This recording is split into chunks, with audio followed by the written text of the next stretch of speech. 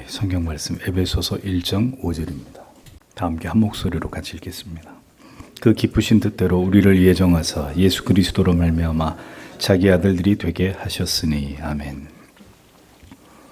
웨스트민스터 대규리 문답 오늘 74문입니다. 양자로 삼는 것이란 무엇인가? 양자로 삼는 것은 그의 독생자 예수 그리스도 안에서 또는 그를 위하여 하나님께서 거저 주시는 은혜의 행위인데 이것으로 말미암아 의롭다함을 받은 모든 사람들이 하나님의 자녀의 수요에 들게 하시고 그의 이름을 그들에게 주시며 그의 아들의 영을 그들에게 주시고 하늘아버지의 보호와 다스림을 받게 하시며 하나님의 아들들이 갖는 온갖 특권을 받게 하실 뿐 아니라 모든 약속의 후사로 삼으시고 영광 중에 그리스도와 함께 후사가 되게 하시는 것이다. 그렇습니다. 칭의에 대해서 설명한 이후에 이제 대의리 문답은 양자됨에 대해서 해설을 이어가고 있습니다. 칭의는 예수를 구주로 믿어 우리가 법적으로 어떤 신분의 변화를 얻게 되었는지를 설명하는 것이고, 양자는 우리가 예수를 믿음으로 우리의 하나님과의 관계에 있어서 어떤 변화가 일어나게 되었느냐, 어떤 관계를 이루게 되었느냐, 그래서 그 결과로 어떤 특권을 얻게 되었는지를 설명하는 부분입니다. 하나님께서는 심판자로서 이제 우리를 의롭다 칭하여 주신 것이고 아버지로서 우리를 양자로 받아주신 것입니다. 칭의와 양자는 모두 중생의 순간 즉시 일어나는 일들입니다. 칭의가 일어나고 그 다음에 한참 있다가 양자됨이 생기고 이렇게 시간의 순서에 의해 진행되는 것이 아니라 중생의 순간 동시에 함께 발생하는 그런 일들이라는 거죠. 그래서 칭의와 양자는 어떤 과정을 통해 진행되고 이루어지는 것이 아니라는 것입니다. 칭의와 양자 모두 예수 그리스도를 구주로 믿음으로 말미암아 즉각적으로 우리에게 주어지는 하나님의 은총입니다. 칭의도 그러하지만 양자됨 역시 우리가 하나님의 양자가 되기 위해서 어떤 노력이나 공로를 쌓아야 되는 것이 결코 아닙니다. 오늘 대유림답에 보면 양자로 삼는 것은 그의 독생자 예수 그리스도 안에서 또는 그를 위하여 하나님께서 거저 주시는 은혜의 행위인데 이렇게 설명하고 있습니다. 그러니까 오직 그리스도 안에서 또는 그를 위하여 하나님께서 우리에게 거저 베푸시는 은혜의 행위가 양자됨이다라고 설명하고 있는 것이죠. 하나님의 때에 하나님의 방법으로 하나님께서는 자기 백성에게 찾아오셔서 마침내 그를 변화시켜 하나님의 자녀로 삼으시는 양자로 삼으시는 하나님이시기 때문에 이 모든 일들은 그리스도 안에서 이루어지는 전적인 하나님의 은혜다라는 것입니다. 다시 말씀드리지만 칭의와 양자는 동시에 일어나는 일로 이것은 순서에 따른 것이 아니고 서로 그렇기 때문에 구분될 수가 없습니다. 그러니까 칭의의 은혜를 입은 자는 동시에 양자됨의 은혜를 입는 것이라는 거죠. 칭의를 받지 않은 자가 양자가 될 수가 없고 양자가 된 자가 칭의를 얻지 못하는 이런 일은 일어날 수 없다는 것입니다. 중요한 사실은 칭의도 양자됨도 모두 하나님의 편에서 일방적인 사랑에서 비롯된다는 것입니다. 그러므로 그 사랑도 이렇게 하나님께서 정하신 모든 내용들을 통해서 우리에게 전달이 되었고 우리에게 그 효력이 미치게 되었다는 것을 우리는 올바로 알 필요가 있는 것입니다. 핵심은 우리를 사랑하시되 우리 때문에 우리를 양자 삼으신 것이 아니라 그 양자됨의 조건을 이루신 하나님의 독생성자 예수 그리스도를 통해서 그 안에서 우리를 자녀 삼으셨다는 사실입니다. 우리는 결코 그리스도의 대속하신 은혜와 사랑을 간과해서는 안 됩니다. 이 신앙에서 예수 그리스도가 전부인 이유는 그리스도를 통하지 않고 우리에게 주어지는 것은 아무것도 없습니다. 그리스도를 통해서 우리를 사랑하시고 그리스도를 통해서 우리 죄를 용서하시고 그리스도를 통해서 우리의 기도를 들으시고 모든 게 그리스도를 경유하지 않고 우리에게 하나님이 곧바로 우리에게 전달하시거나 우리와 관계를 맺으시는 것은 존재하지 않는다는 것이죠. 하나님이 우리를 사랑하신 이유도 아들의 대속하신 희생 때문이라는 것을 잊지 말아야 합니다. 예수 그리스도로 말미암아 그 안에서 우리는 하나님의 자녀가 되는 것입니다.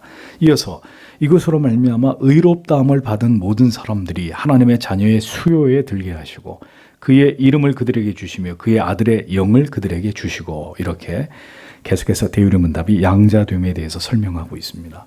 그러니까 칭의를 입은 자들은 그렇게 모두 하나님의 자녀의 수에 포함이 됩니다. 정확히 말하자면 하나님의 자녀의 수요에 포함이 돼 있었기 때문에 그들이 칭의를 입게 된 것이고 양자의 은혜를 얻게 된 것입니다. 하나님의 이름을 그들에게 주었다는 것은 이제 그들이 하나님의 자녀가 되었다. 하나님을 아버지라고 부르면서 그 하나님의 자녀가 되는 특권을 얻게 됐다는 것을 가리킵니다. 그러니까 하나님의 자녀라는 인치심을 받게 되었다는 것이죠. 고린도후서 6장 18절에 너희가 너희에게 아버지가 되고 너희는 내게 자녀가 되리라 전능하신 주의 말씀이니라 하셨느니라, 이렇게 기록되어 있습니다. 더 나아가서 이제 그들에게 아들의 영을 주셨다라고 대유리는 설명합니다. 갈라디아서 4장 6절에 너희가 아들인 고로 하나님이 그 아들의 영을 우리 마음 가운데 보내사 아바 아버지라 부르게 하셨느니라. 로마서 8장 15절에서 16절은 너희는 다시 무서워하는 종의 영을 받지 아니하고 양자의 영을 받았으므로 아바 아버지라 부르짖느니라. 이렇게 기록이 되어 있습니다. 하나님을 아바라고 부른다. 우리말로 하면 아바라는 이 아람어가 아빠라는 말입니다. 아빠. 아버지도 아니고 아버님도 아니고 아빠라는, 좀 이렇게 다 큰 자녀가 그렇게 부르기에는 좀 쑥스러움이 있지만 어린 자녀가 아빠라고 다정하게 친근감 있게 부르는 표현이 아바입니다. 하나님을 아빠라고 부를 수 있는 그것은 우리가 아들의 영을 받았기 때문입니다. 아빠라고 부르는 게 어렵나? 그럼 물어보죠. 여러분들이 다른 아저씨를 보고, 지나가는 아저씨를 보고 아빠라고 할 수 있습니까? 그럼 미쳤다 그러겠죠, 지나가는 아저씨가. 그렇게 할 수도 없을 뿐더러 굉장히 그렇게 하면 정상적이지 않은 게 되는 거잖아요. 아들의 영을 받지 않은 자는, 즉 불신자는 하나님을 아버지라고 부르지 못합니다. 우리에겐 그게 그렇게 쉬운 일인데 내 아버지를 아빠라고 부르는 게 어렵지 않듯이 하나님을 하나님 아버지라고 부르는 게 전혀 어색하거나 그게 불편하거나 그렇지 않은데, 아들의 영을 받지 않은 사람들에게 하나님을 아버지라고 하나님 아버지라고 해보십시오. 할 수가 없습니다. 하나님을 아버지라 부르지 않습니다.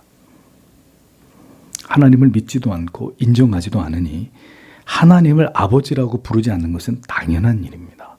오직 하나님의 자녀들만 하나님을 아바라고 부르면서 깊은 부성적인 사랑을 느끼고, 그래서 그 하나님 아바를 찾게 되는 것입니다. 다시 말하면 그것은 저절로 되는 것이 아니라 양자의 영을 받았기 때문이다.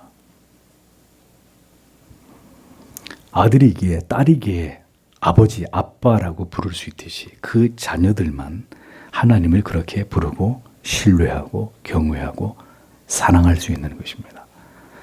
언제나 우리가 어떤 상황 가운데 있든지 우주 만물의 주인이 되시는 하나님을 우리가 아빠라고 부를 수 있고, 우리가 하나님과 그와 같은 관계 속에 있다는 것을 우리는 반드시 기억해야 되고, 그 하나님 아빠와 자녀된 관계를 기뻐하고 더 돈독하고 친밀하게 하는 일에 우리는 모두 기쁘고 감사하며 즐거운 노력을 다해야 된다는 것입니다.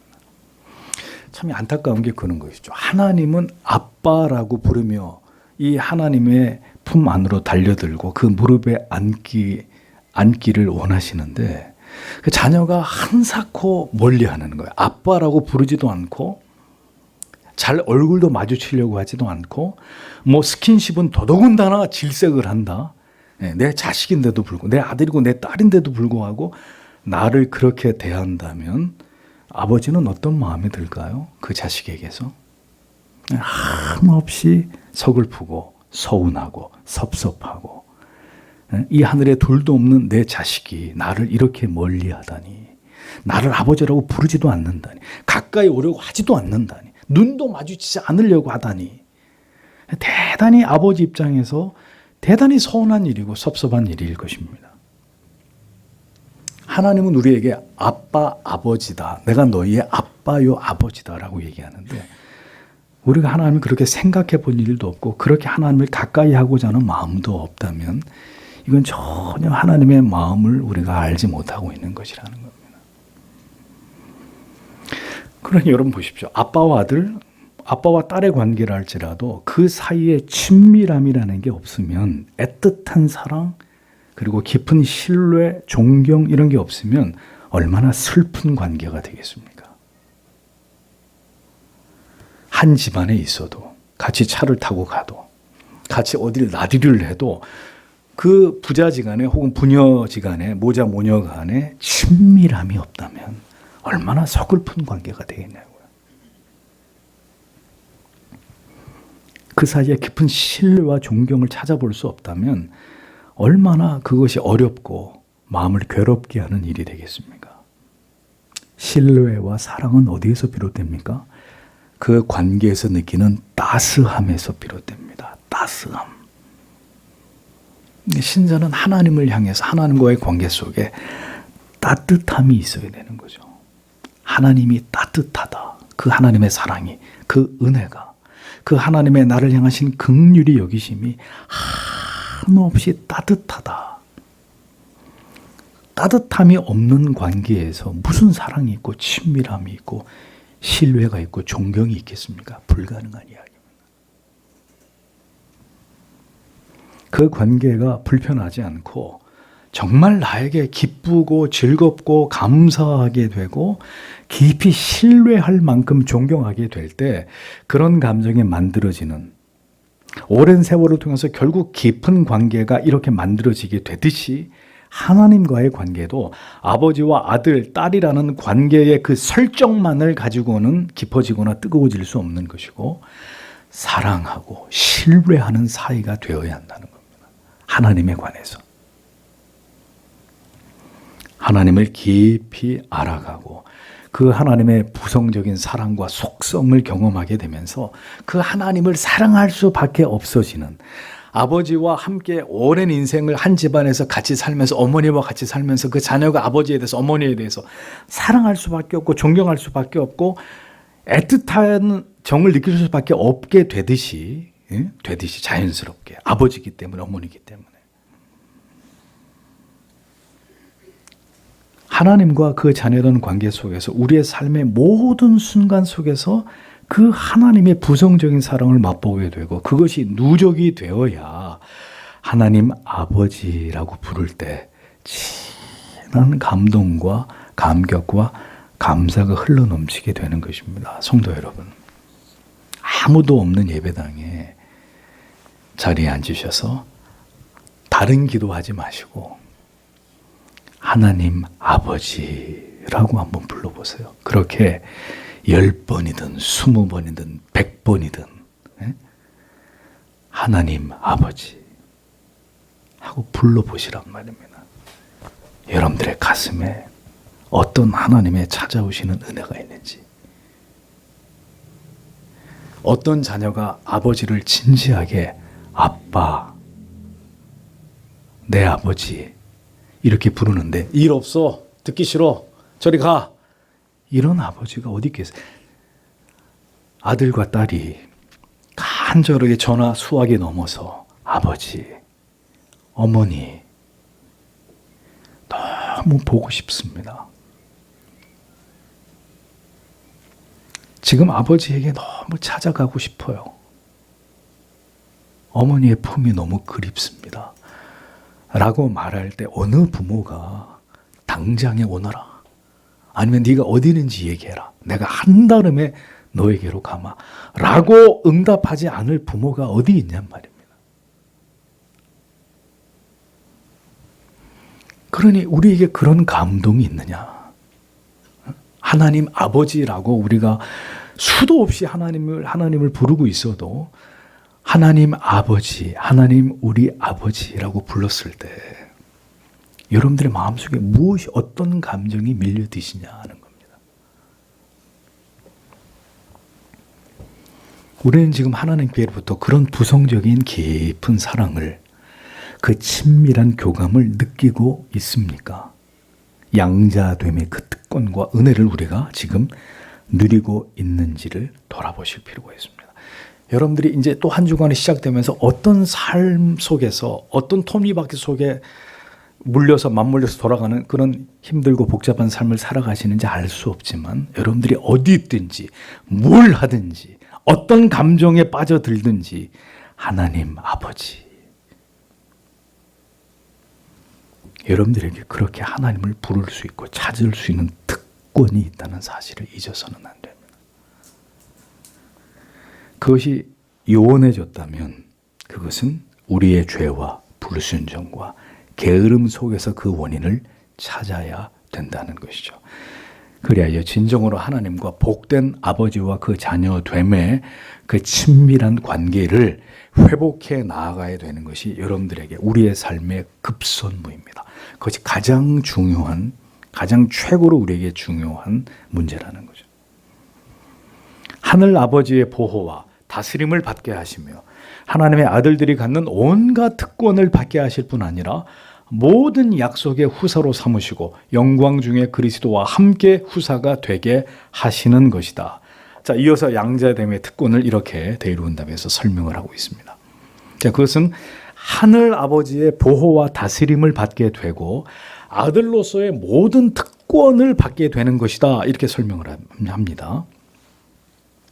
아버지의 보호와 다스림을 받는다. 자, 이 땅의 모든 아버지의 책무가 무엇입니까? 자녀를 지키고 보호하는 것입니다. 그리고 나아가서 여기서 말씀하는 대로 자녀를 그 다음에 다스리는 것입니다. 보호하고 지키게만 하면 과잉 보호가 됩니다. 자녀를 다스려야 됩니다. 다스린다는 말이 뭐예요? 책망하고 꾸짖고 그 다음에 교정하고, 예? 이것이 자녀를 다스리는 것이죠.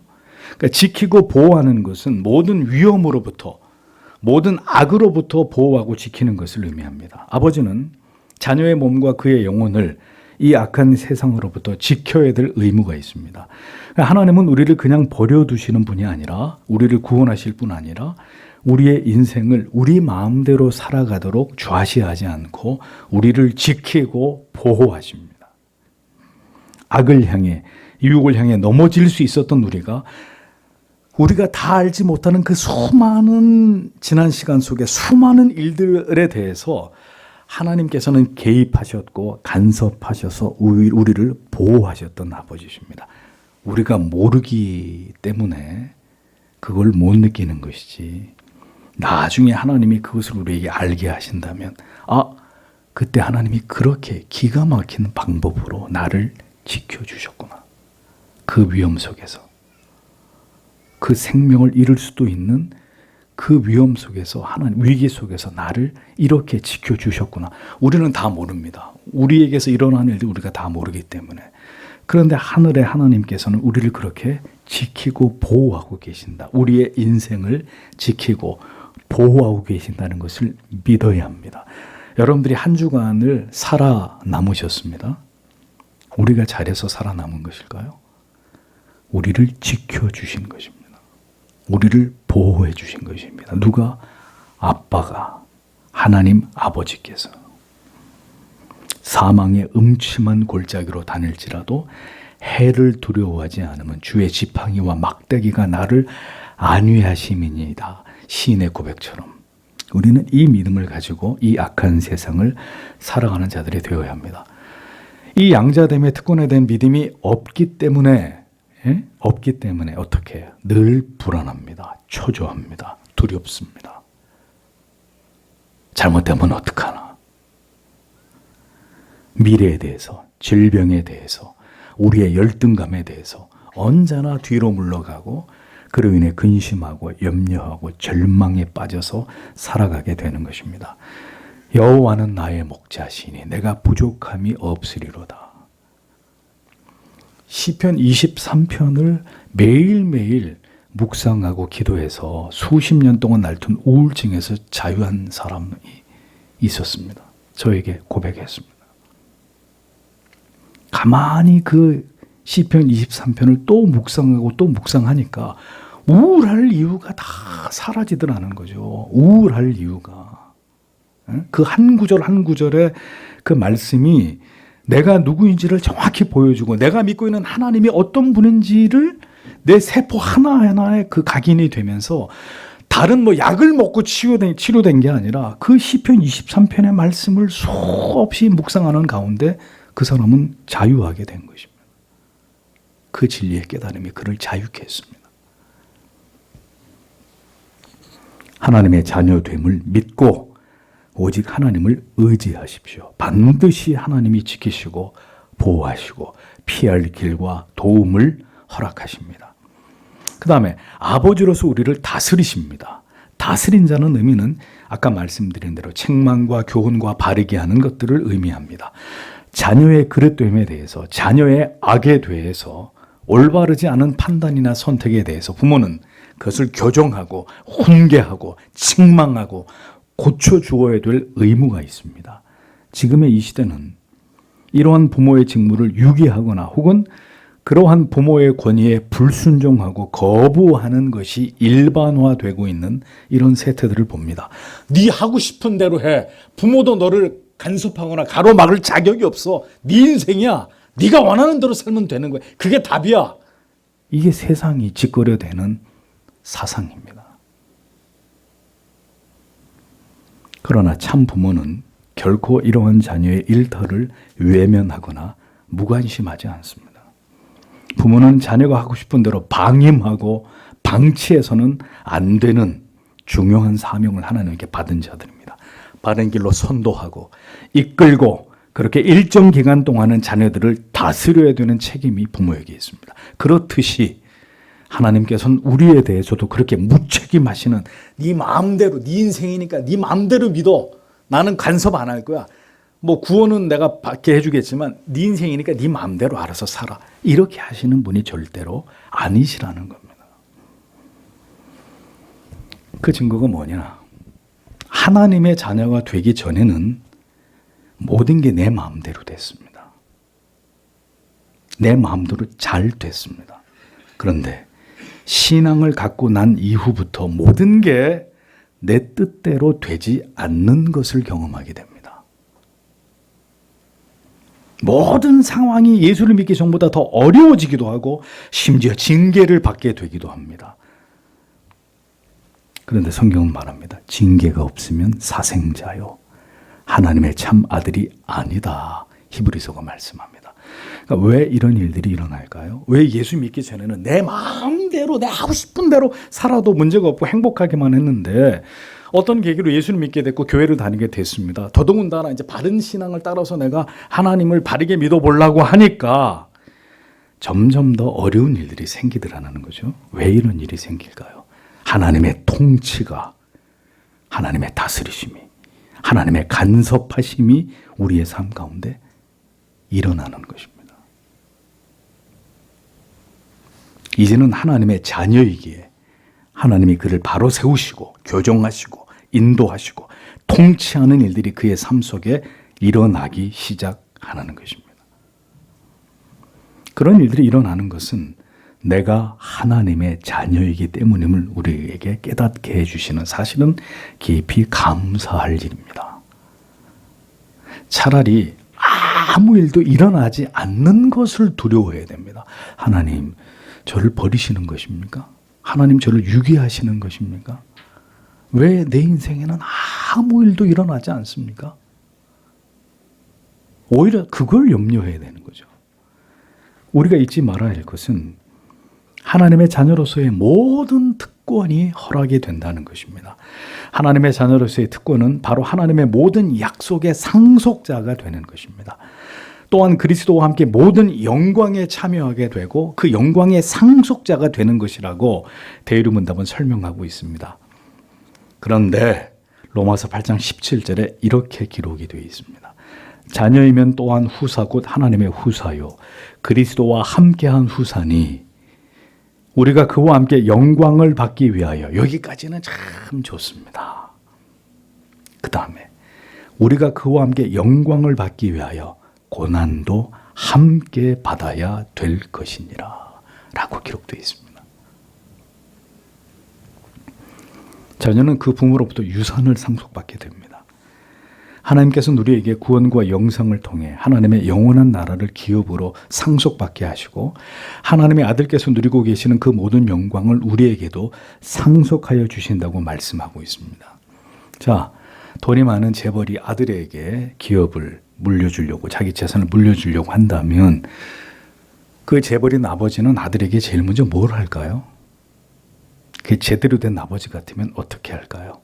바닥에서부터 철저하게 그냥 낙하산으로 떨어뜨리는 게 아니라 모든 것을 경험하게 할 것입니다. 특별히 가장 어렵고 힘든 일들을 자기 아들로 하여금 다 겪게 만드실 것입니다. 왜?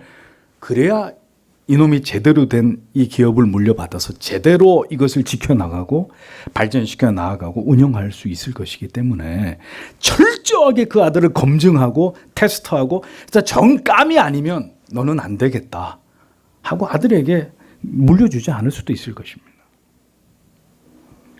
그러니 영원한 영광에 우리를 참여하게 하고자 하시는 하나님이 너희는 세상에서 잘 먹고 잘 입고 잘 살다가 오면은 된다. 알겠느냐? 그렇게 하시겠습니까? 그 영광의 기업을 받을 자들로 만들어 가시겠죠. 그 영원한 하나님의 나라를 간절히 바라고 소원하고 그 나라에 들어갈 하나님의 자녀들로 하나님이 평생의 그의 삶을 통해 그를 연단하고 다듬고 훈련하시겠죠. 가만히 내버려 둔다. 그건 아버지가 정상적인 아버지가 아닌 거죠. 아들을 사랑하는 아버지는 아닐 것입니다. 그 많은 재산이 그를 죽게 만들 겁니다. 그를 병들게 할 것입니다. 우리가 그 영원한 영광과 그 나라에 상속받을 것을 생각할 때 반드시 기억해야 될 사실은, 그래서 그 영광에 참여하기 위해서 이 땅을 지나가는 동안 하나님의 아들께서 경험하신 바와 같이 주를 위해, 하나님과 그 진리를 위해, 복음을 위해 주께서 우리를 위해 감당하신 그 십자가의 고난을, 그 치욕을 우리도 감당해야 된다는 것입니다. 그것을 맛보면서 주가 걸어가신 길이 이 길이로구나. 나도 그 고난에 동참하며 주님을 따라 그 길을 가련다 하는 마음을 갖게 되는 것이라는 거죠. 주님은 누구든지 나를 따르려거든 자기를 부인하고 자기 십자가를 지고 나를 쫓을 것이라고 말씀하셨습니다. 그러니 여러분들에게 누차 귀에 못이 박히도록 말씀드리는 것은 성도의 삶 속에는 반드시 자기 부인, 자기 파쇄, 자기를 깨뜨려야 되는 순간이 찾아온단 말입니다. 하나님께서 철저하게 우리 자신을 완전히 깨뜨리기를 원하십니다. 그것이 무엇이든 우리도 주와 같이 우리가 믿은 이 복음의 가치를 위해, 믿음을 위해 나를 던져야 되는 시간 속으로 하나님이 우리를 인도하신다는 거예요. 우리의 믿음의 성장하는 과정 속에서 반드시 그런 일들을 겪게 하십니다.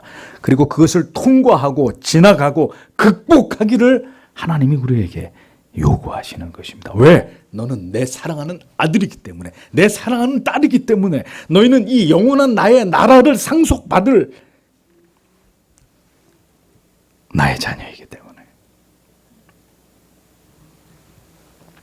주님이 걸어가신 그 길을 반드시 우리도 걷게 하십니다.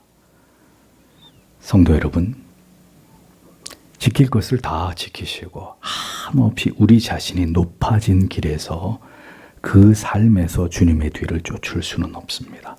이것까지 참고 견디고 주를 위해 인내할 수 있고 손해볼 수 있고 내 모든 자존심 기꺼이 던질 수 있는 그것이 자기 부인이고 우리가 복음을 들고 달려가야 될 땅 끝입니다. 그 모든 것을 주를 바라보며 십자가를 생각하며 감당하는 것으로 그가 하나님의 자녀이고 바로 영원한 나라를 상속받을 자인 것을 스스로 증명하게 되는 것입니다. 하나님의 은혜를 받아서. 성도 여러분, 여기까지가 바로 칭의를 입고 양자의 영광을 받은 성도의 삶입니다. 그래서 이 모든 것을 거부한다면 우리는 하나님의 자녀가 아닌 것을 증명하게 되는 것입니다. 믿음이 아니고는 십자가의 고난과 그리고 그 최후의 영광을 소망하지 않고는 결코 선택할 수 없는 길을, 우리가 할 수 없는 그 일을 해내는 것이 바로 믿음입니다. 그가 성도입니다. 우리는 안전선 안에 가만히 있고 싶지만 하나님은 그 안전선을 다 깨트려 버리고 그것을 훌쩍 뛰어넘어서 더 성장하기를 원하고 더 넓어지기를 원하고 더 아래로 내려가기를 원하십니다. 우리에게 주의 은혜가 필요한 이유가 바로 여기에 있으며 이 약속을 견고하게 붙잡아야 되는 까닭이 바로 이것이라는 사실을 잊어버리지 마십시오. 이것이 양자됨의 의미입니다. 우리가 그렇게 하나님의 자녀로서의 이 모든 사명을 감당할 수 있도록, 이 모든 약속의 주인공으로서의 우리의 삶을, 우리의 믿음을 잘 감당할 수 있도록 하나님 오늘도 우리에게 은혜를 베풀어 주옵소서라고 기도하는 우리가 되어야 되리라고 믿습니다. 다 함께 기도하겠습니다.